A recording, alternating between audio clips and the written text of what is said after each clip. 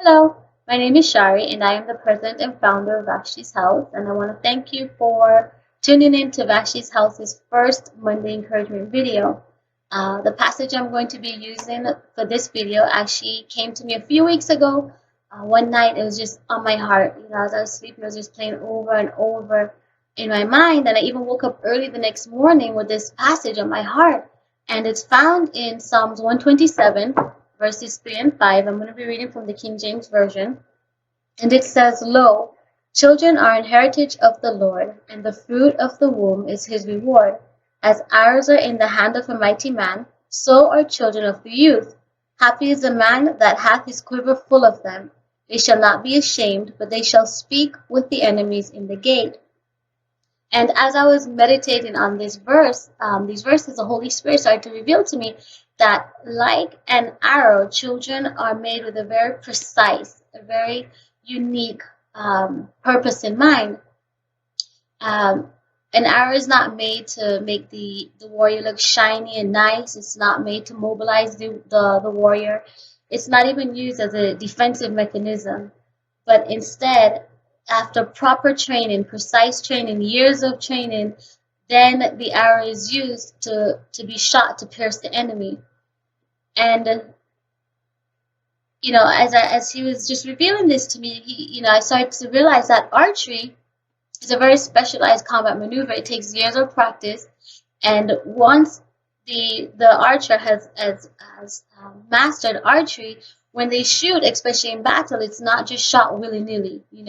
Arrows are shot depending on their specifics. They have different arrows for different types of functions, and not arrows are used in the same way or for the same reason. And therefore, the archer has to study each arrow that's in his quiver to know when to use which arrow. And God has, in the same way, created children with a specific purpose, plan, and expectation. And no children are the same. As parents, we then have to study each of our children, each of our little arrows in our quiver, if you will, to find out what is their specific gift, what is their specific talent. And know that, and then use that so that when we launch them, when they leave our homes, they are prepared to do what it is that they're being called to do, to accomplish their purpose, plan, and expectation, to hit that bullseye, if you will. You see, our job as mothers and as parents in general is to prepare children through practice and lessons and then some more practice. And yes, sometimes, during this training, we miss the bullseye altogether. But it's just to keep going, to get back up and to start practicing again with our children. Our goal as parents is not to raise children to make us look good because of their profession or because of their accomplishments or how much they have in their bank account. But it is our job that we should have them prepared so that when we launch them, they soar and they do what it is that they're being created to do, which is to pierce the enemy, to defeat the enemy, not to succumb to the enemy's agenda, to not miss their target.